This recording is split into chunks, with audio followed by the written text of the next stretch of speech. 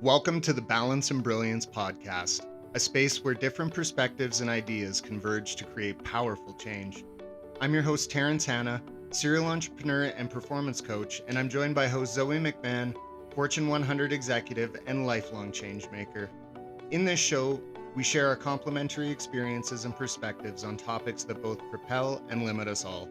We hope that by tuning in, you're able to launch yourself further with balance and brilliance. Like and subscribe to support the channel, and be sure to drop a comment below to lend your balance and brilliance to the world. Let's dive in.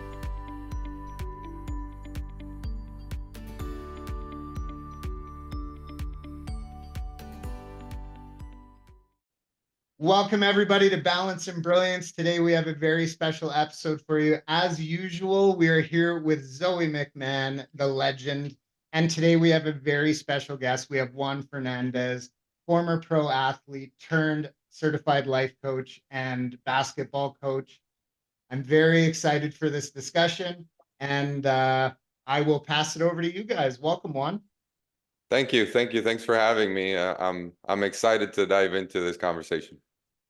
Yeah, and the topic of today's conversation is part of a series that we're putting together on career development. And we thought what we would do today is really go back to the beginning for our listeners.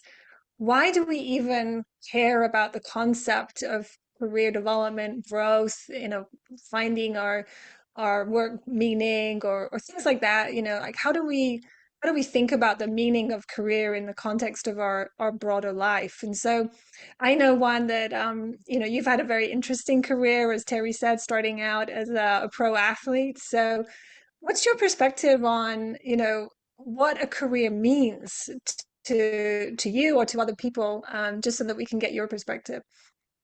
Yeah, I think it's a relevant and important topic, and I think I've seen a shift later on towards what having a career actually means, and differentiating career from actual like just jobs, and I hear more and more of the people I coach these days, the willingness and the concept of wanting to do something that's fulfilling and that has purpose for them and that means something, right? It's not just clocking in, clocking out, and leaving.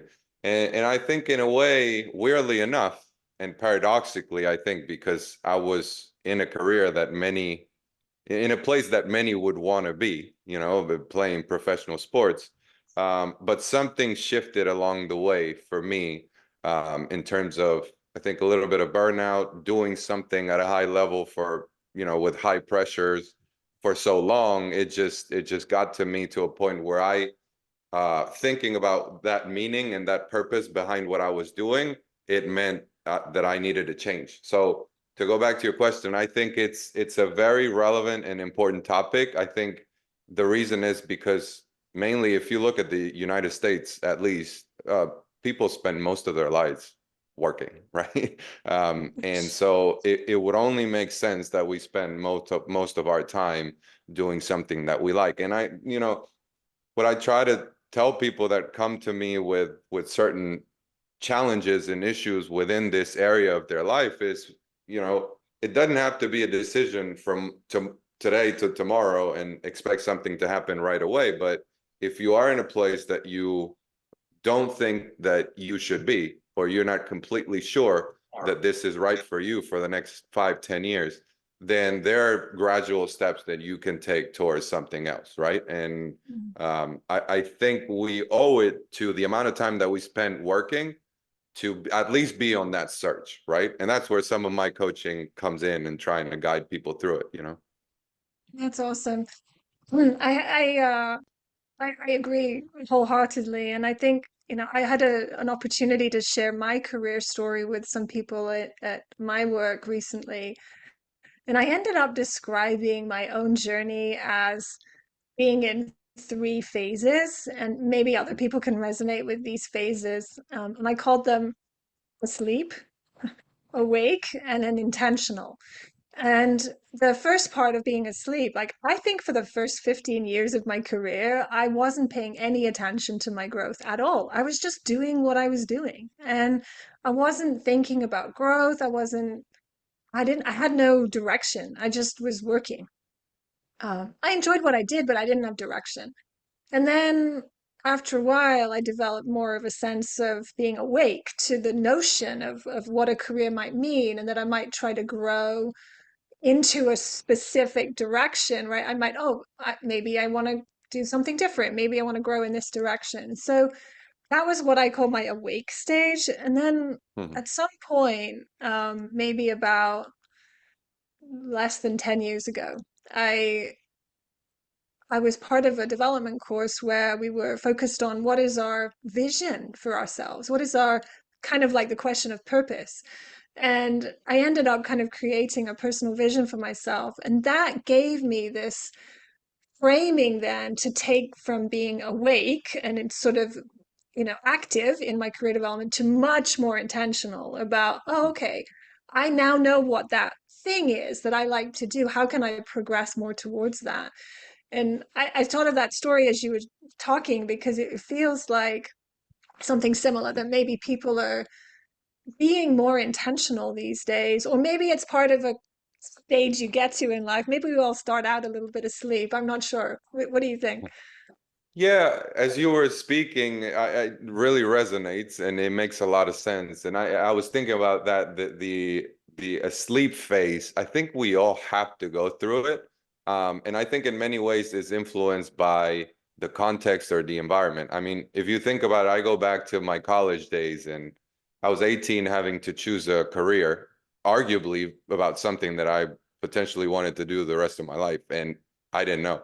And I think a lot of kids don't know. So the one thing I've discovered then, and then it carried on for the rest of my life, is you have to follow your curiosity, right? And understand that no decision is written in stone, that it's okay to change. And sometimes it feels like we choose something, we're stuck with it, we have to pull through and whatnot. um and honestly, I think it has to do a little bit maybe with the type of world we live in. There's so much more information, there's so much more accessibility to things. um I think in many ways it's easier to follow that curiosity and try new things and do them. I talk about this a lot with athletes who retire from a long career in sports where, and it maybe happens a lot of people outside of sports, when it's you do something for so long, you are tied to that identity of thinking that this is all I know how to do. Um, and there's a time where you just have to get out there and start trying. Okay, what are you interested in outside of that? And maybe that's part of the awakening phase, that you were talking about. Um, I do think that not everyone and not a lot of people get to that intentional phase. And that's where I think it's important to help out as coaches. I think just posing the question itself is a huge step in that direction. It's a huge step forward. But I do believe that not many get to that stage of intentionality. But I think that the findings there potentially are very good in terms of the type of life you want to live, a life that it's in alignment to how you define success, right? Something like that. So Mhm. That's an amazing point you just brought up about aligning yourself with your own vision of success. And a question actually I have for you on this that I love how Zoe put the asleep, the awake, and intentional. And it sounds like you've kind of been through those motions. And something that really caught my mind while you guys were talking about that was the transition from each one of those phases to the next. mhm, Is it like an extremely profound moment? You know what I mean? Like going from being asleep where everything's dreams to being awake to knowing that those dreams are possible to being, mhm, intentional where you've learned from acting on and building toward those dreams and now you can actually construct something, that's mhm, meaningful and intentional and aligns with your visions of success. So through those transitions and those those are life-changing moments. Can you mhm. walk us through like what what those moments were like for you, and any teachings or learnings that you got from those. Yeah, I think there were plenty, really, a lot of them. And one of the things we learn as coaches is not to project your own situations and experiences onto your clients, because everybody's different in what they go through. But I find that these types of transitions, there are a lot of similarities and the challenges that people face. Um, it's been very interesting. I think the main concept that I've learned from all of it is to try to embrace the fact that you are becoming as you go, instead of trying to turn someone or get somewhere. I think the moment I understood that any decision I made was part of a process of becoming closer to who I want to be, who I want to be known as for, um, it releases so much pressure of having to make the right decision, right? And I mean, I started working with a coach throughout all this process. It really, really helped me to. We did an exercise to identify, like, clarify values and priorities in my life, and really use that as a filter in terms of our decision making. That really helped me through every transition. And so that cleared my mind in many ways to just go for it. Whatever it was that I chose, I didn't have time or the need to just stop and think back at, what could have been, would have been, should I had gone the other way. In fact, many of those decisions weren't lasting. Like, as I was telling you guys before we started recording, after retiring from basketball, I went to work for a travel agency. I thought I wanted nothing to do with the sport I once loved and that had given me so much. And I went for it. And it only lasted a few months. I liked what I did. I didn't see myself there for a long time. I didn't think that it was everything that I was looking for. But nonetheless, the experience helped me in that sense, right? Okay, I know what I don't want now. I'm going towards more of what I want. And so then I decided to go all in on my coaching business, full out entrepreneur. And I found out that I was missing slowly that sense of being part of a team, feeling like I was, just near the sports again, near basketball, working out every day and whatnot. And so that shifted again to another transition where I applied for the job that I have now, teaching high school kids. But if you ask me, as soon as I retired from basketball, if I saw myself coaching high school kids 2 years later, I would have told you, heck no, no way. Like, Yeah. I wanted nothing to do with basketball. So um, just to show you that the main learning, I think, is that you just have to navigate it and go through it without putting so much expectation of, okay, this is what I'm going to do next. This is where I'm going to go. And I think the concept of becoming is key, because any area, any decision you make can translate, the learnings can translate to something else for sure. And then understanding that it's a process, and that things can change, and it's a changing world today, and it's okay in fact, it'd be weird if you don't change your mind as you go, right? Because you grow, you learn, you gain new perspectives, and it's normal. I think the normal is to change. And sometimes we miss that. We think that the normal is, to be always the same and steady. And I found that it's not like that. Yeah, I think you're not the only one, Juan.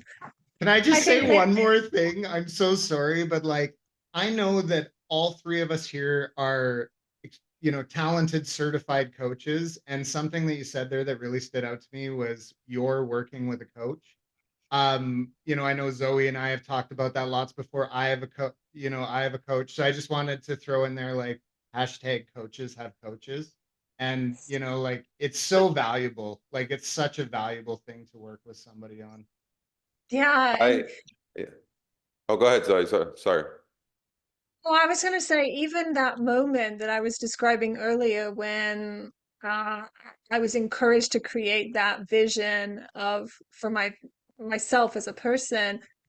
It wasn't a one-on-one coach, but it was a leadership coach in my professional setting, right? That's what their job was, to do that for the people in the room. It was one on many, but it was still the same thing, right? That it sometimes takes that external reflection back on you to ask those questions for you to figure these things out, right?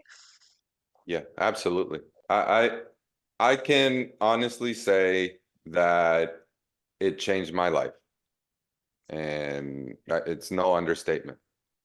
Yeah. That's awesome.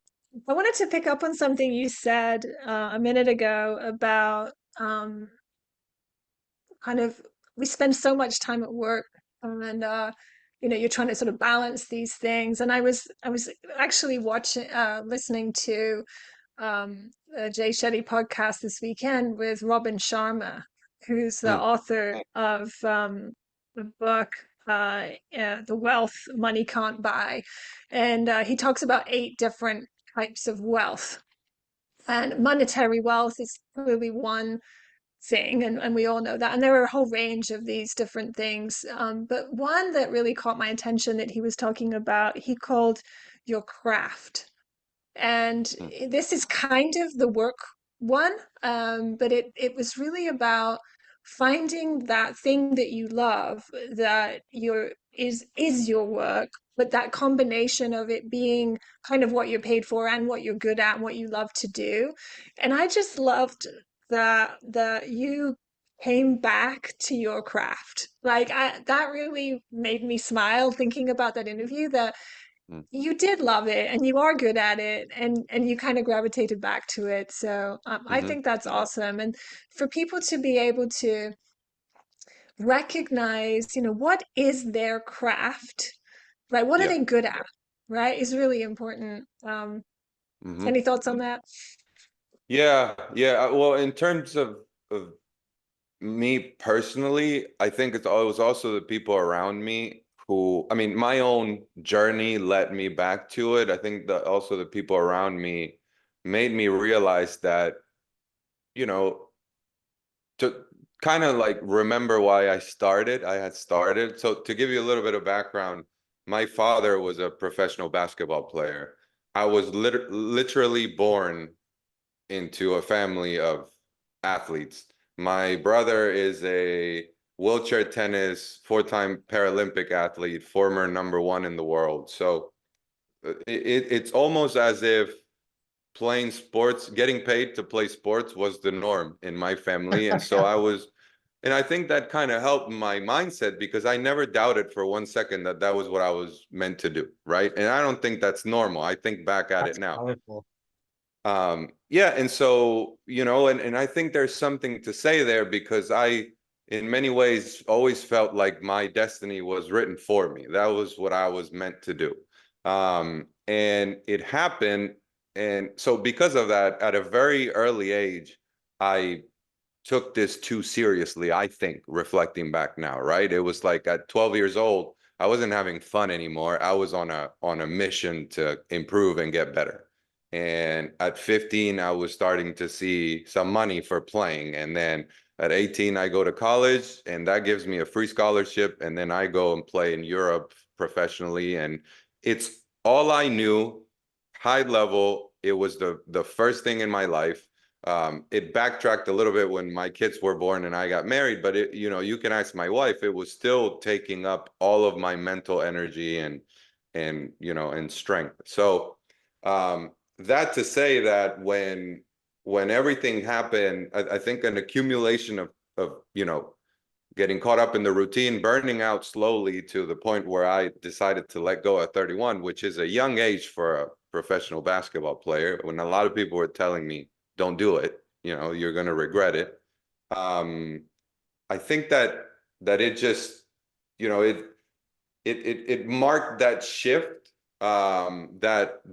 that really big change that I had to follow, and just really be true to what I was feeling in that moment. But then understanding that the reason why I told you my story before is it was so hard because it felt like there was nothing else that I knew how to do or that I was meant to do, right? Mm. And so that's to give you the backstory of why, everything led to the transition and the moment that I ended up with. So Yeah. Can I Well, build I on think that what you're though? saying. Oh, I'm sorry. Go Go ahead. ahead. Go ahead, Terry. No, I'm just loving this, hearing you talk about all of this. And something that I'm just so curious about is I think a lot of listeners, I know I've been here in my life before where you're wondering, like, am I in the right place right now? Am I where I'm supposed to be?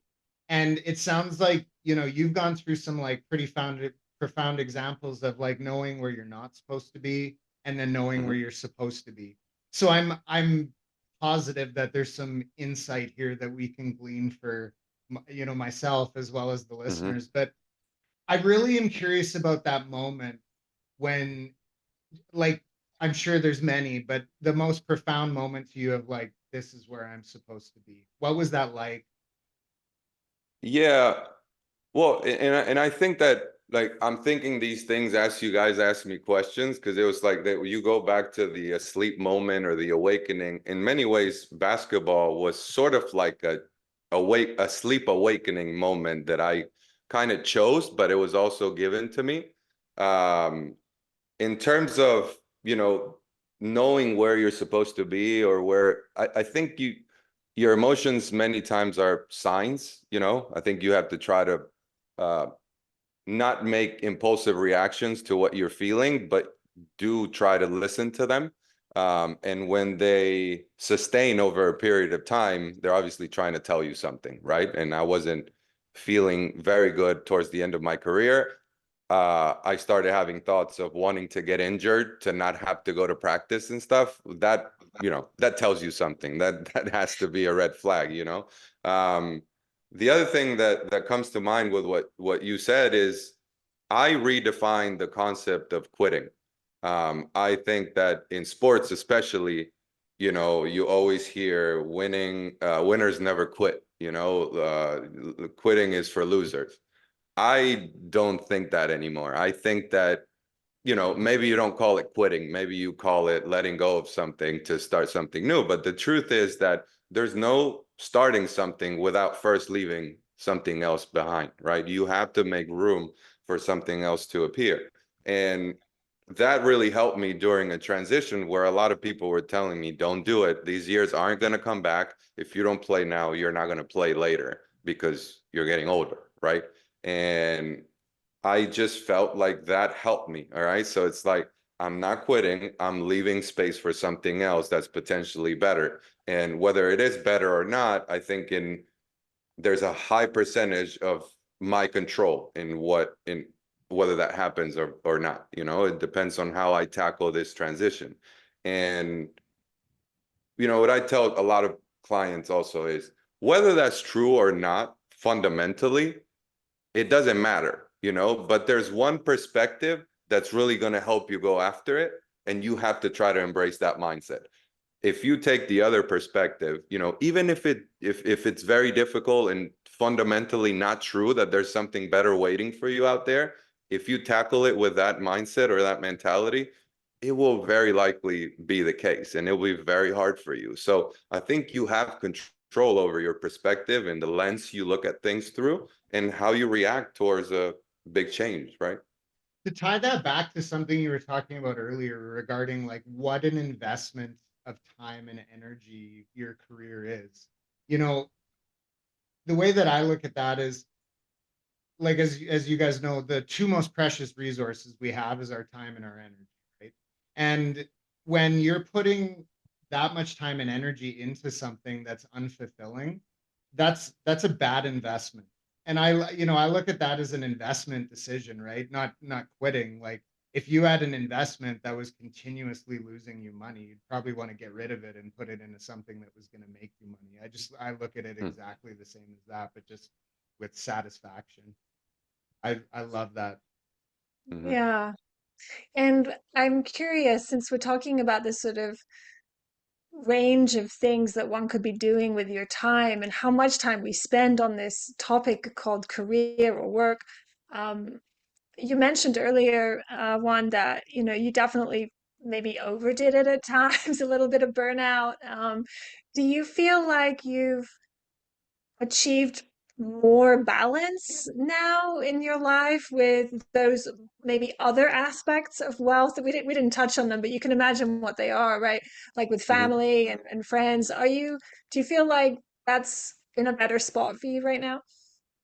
Yeah, I think so. Well, I mean, first, yeah, I realized that I didn't touch on the craft wealth that you asked before. I think that where I was going with that is there's for me it came to the realization of okay, I once loved what I was doing. So now all of a sudden, because I burnt out, it's not that I hate what I was doing, it's just that I needed maybe a break, I needed some Mhm. space. I gained that space and then I came back to it. So I think the wealth of your craft, whatever it is that you do, is very valuable and there's probably a reason why you started and liked it so much. In fact, I think if you can find something, the I think if you can find alignment between the thing you're good at, the thing that you love, and on top of that, if it's something that can be in service of other people, well, that's the way to go, right? Um, so that to go back to what I just realized that we didn't touch on Robin Sharma. I want to listen to that podcast episode, by the way. It's Um, really good. I absolutely loved it. And in fact, one of the eight forms of wealth is around service to others as well. And so I love this idea that you can combine these things. Um, but I think finding those sometimes avid professionals, like I'll count myself in this, where I've spent a lot of time in that zone of my life, right? I'm a primary income in our family, and so I have worked an awful lot of my life. Do I think I have balance with the other spheres of wealth? Not always. yeah. Am I trying to get better at that? Yeah, most of the time. So I'm just curious, yeah, whether for our listeners, you have any tips on, just kind of relaxing a little bit out of one of those Yeah. zones to have that balance. Yeah, it's a great topic and great question, and one that I think in many ways for me remains unanswered. I can tell you, like this may be a little controversial, but it's what I found. Okay, so take it, We love it take what. already. Let's dive into it. No, I mean, because it's a very hard topic, and you'll find people who say, well, there's no such thing as work-life balance, and or you have to do it. What I hear from most is as long as you are giving your full attention to the moment, so like you may spend 8 hours working or 5 days a week working, and then 2 days during the weekend with your family, as long as you're present there all the time, is that enough? 5 days and 2 days? Is it not? I don't know. I think it's very relative. I think that having lived in many places around the world has opened my mind to that. And what I found is that there's also cultural differences. Okay. So I lived in Italy for a decade. Italy is a place where um, shops close in the middle of the afternoon because people go take naps and go eat lunch with their families at home, right? Yeah. The fact of the unity of getting together and spending those moments in family. Italy is a place where past 6, 7 p.m., you see people, the bars on the streets filled with people drinking coffee and having conversations, and then kids strolling around. And okay, the United States is a different culture in that sense. It's very different. In fact, people don't have lunch together. They go through working hours, and then it's all very fast and right now and very work driven and career driven and whatnot. Now, is it a place? Is it an ideal place to grow as a professional? Yeah, probably. You can do anything you want, and you can do it at a high level. And there's a lot of potential customers for whatever it is that you choose to do. Is it harder to maybe start a business in Italy? Yes.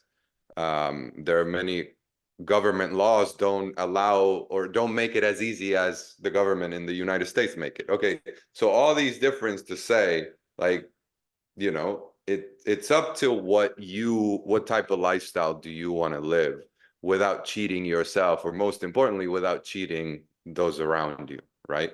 Um, Yeah, there's it's not like balance in this context isn't equal proportion of everything. It's what feels right to you in the circumstances where you want to invest your life, right? Mhm, mhm. And that's yeah. At no point in this conversation on the eight types of wealth did he say they have to be even, right? Yeah. They just it's just to think more than just success isn't just about monetary wealth. You know, you can get so much monetary wealth for what, right? And so focusing on a Mhm. wider definition of success and wealth is important. Yeah. Terry, I'm curious if you think that generationally things are changing, or Juan too. Like, is my age kind of more work oriented, and then but future generations that are coming into the workforce now are maybe more attentive to that intentionality of having meaningful work? Like you said earlier, Juan, that it was shifting. I'm curious if either of you have a perspective on that. Yeah, I'll start here, and I'm actually really interested to get Juan's take on this, particularly working with youth.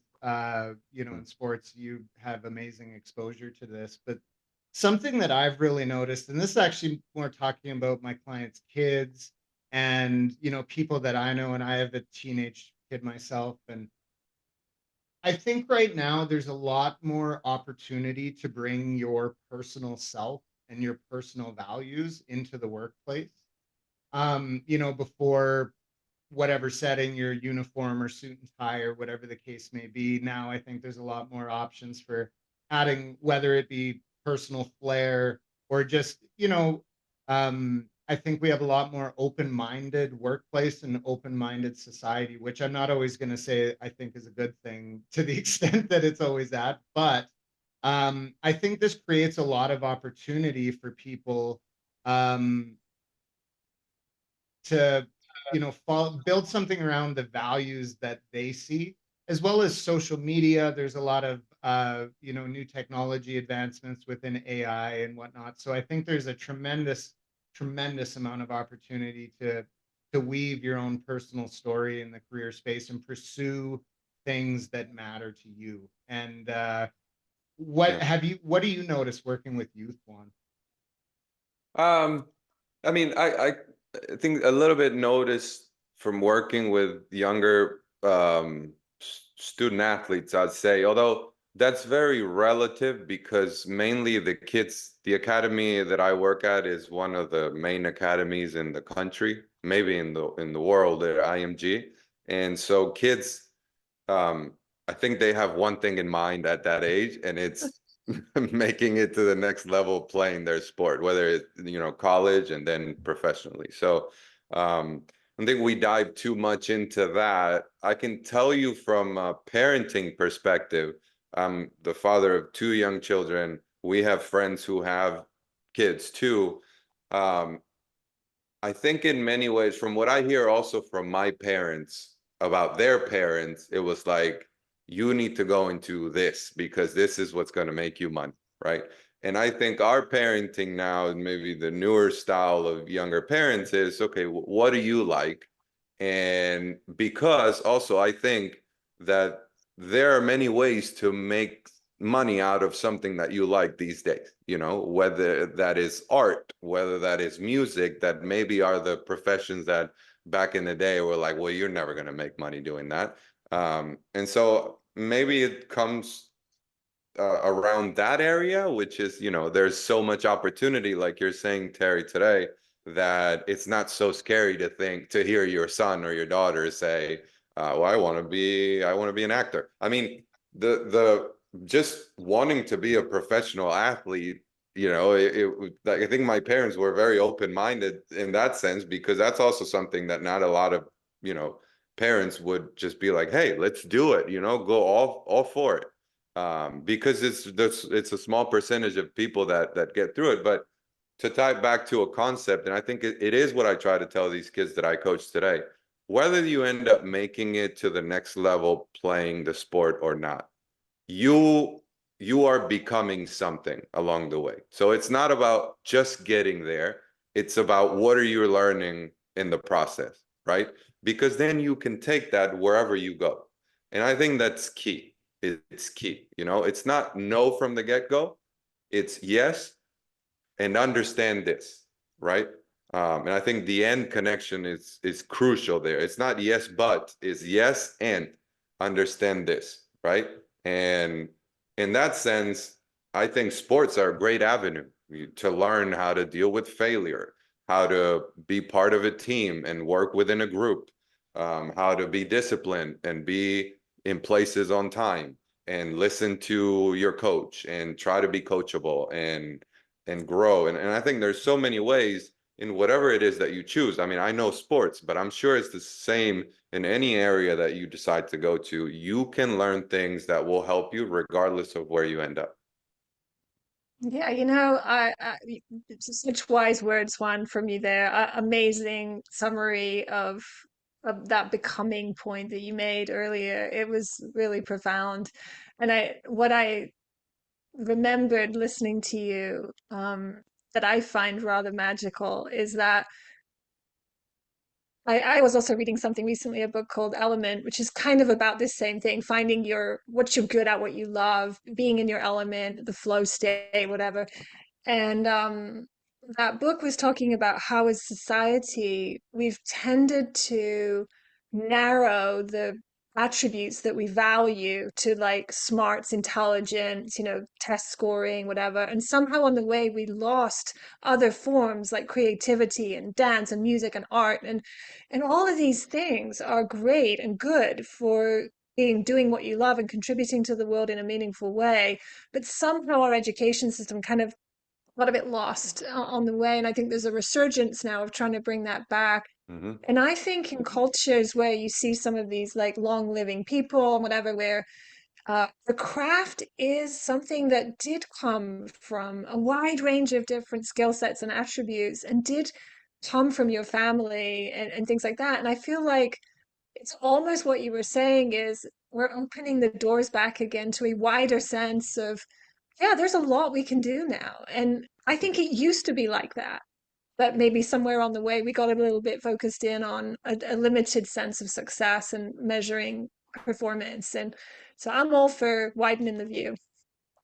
Yeah, I, I think you're spot on, and maybe it's not the case of everyone. Like I try not to generalize always, but it's what I see, and maybe the balance that we were talking about just now, and trying to answer that question. Maybe the balance is there, right? It's aligning with what the type of lifestyle that you want to have, and maybe that's the balance is different for everybody else. Like my balance may not be the same balance that there is for you. And I think as long as you align it with it's so important to be true to yourself and authentic. And if you're true to yourself, then you're going to be true to the people around you, and you're going to align with the people that align with you, and you're going to filter out who shouldn't be in your journey. And I think at least that's probably the best way to find whatever that balance is for you. And then, I mean, it also ties with the definition of success. Like, what do you want to, now I'm not trying to speak negatively here, but do you want $100 million in a mansion that in 20 years from now is going to be empty because you spent all your time working and not taking care of your family, but making a lot of money? Or would you settle for, less money, but 20 years from now, having your kids and grandkids over for lunch and dinner every Sunday, right? So Right. I'm not saying one is right or wrong, but you cultivate. I mean, I think over time you bring back whatever you cultivate, and I think it's worth being mindful of that. Okay, where is this Mhm. path leading you, and is this path leading you somewhere you want to be? And maybe that's where the balance is to be found, right? I love I that. love that. We're getting Terry, why kind don't you wrap us up? getting close here, man. But I have prior to this, whenever I'm doing an interview, I always like to ask somebody a question that's going to like really make them think for a second. So bear with me. Okay, I'm Listening nervous. to your incredible story, I mean, I'm nervous. you have had so many amazing things. This becoming as you go was incredibly profound for me too. I relate that to enjoying the journey, but there's something about becoming as you go that makes that so personal, and it like internalizes that. And I really, really like that.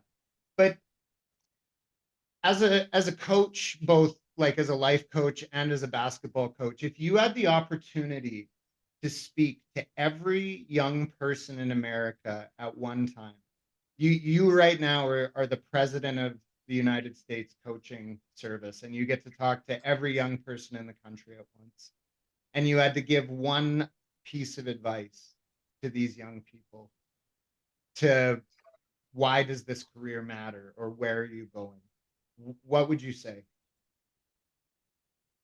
Yeah, I think the concept of following your curiosity ties it all together. I think that tied to that, I would say follow whatever interest, whatever grips you. Like there's something that catches your attention, like it catches no one else's attention. Like you could be interested in a million things, right? But something interests you more than other things. Well, go explore that. And then the other thing I would say that really helped me is don't think that the path you chose or the decision you make is set in stone. Things can change, and it's okay for things to change. And then to bring it to a close, it's this becoming part of, the journey. We always hear about it's about the journey and not the destination. It's about the fulfillment and the enjoyment you have while traveling along, where I think it's also about what you learn along the way, what you become along the way. That's more important than what you achieve or where you get to. So I think that's the best approach that I could advise kids to go through. Explore your curiosity, make decisions without fear that they're tying you up for life, and then worry about becoming as you go, because even if you change paths later on, that becoming will help you in other areas, if you choose to change. So I think that would be the biggest advice I would give.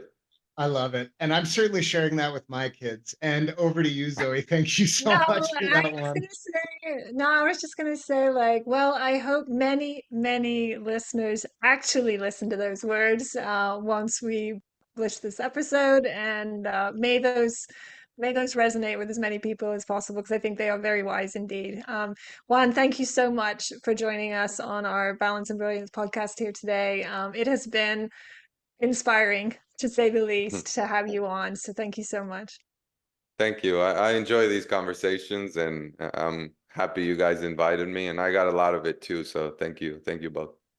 Thank you so much again, Juan. And for everybody who tuned in, make sure that you drop Juan a follow. We're going to drop his socials in the video here so you can check him out and connect with him, as well as make sure you drop us a follow, because we're going to be doing this all the time. We have all these amazing conversations, amazing guests, and we want you to lend your balance and brilliance to the conversation as well. So make sure you go down below, drop a like, subscribe, and a comment, and anything that you can build on this discussion, we would more than welcome that to the podcast. So thanks again, and we will catch everybody on the next one.